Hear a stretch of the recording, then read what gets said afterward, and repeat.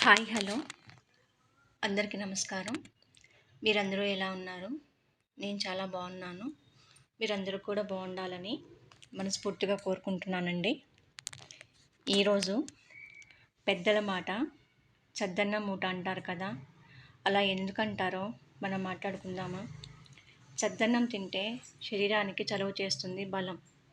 కానీ పెద్దల అనుభవం అనే చద్దన్నం మూటలో నుంచి మన జీవితాన్ని, మన మనసును చల్లగా ఉంచే ఎన్నో అద్భుతమైన మాటలు ఈ మూటలోనే దాగి ఉన్నాయి కదా!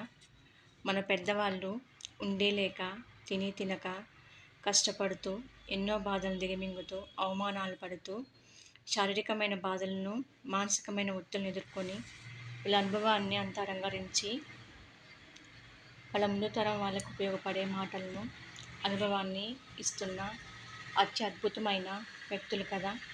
వాళ్ళ అనుభవ సారమంతా మన జీవితాన్ని అద్భుతంగా మలుచుకోవడానికి వాళ్ళు వేసిన మార్గాలే కదా! అందుకే పెద్దల మాటలను కొట్టిపారేయొద్దు. వాళ్ళ మాట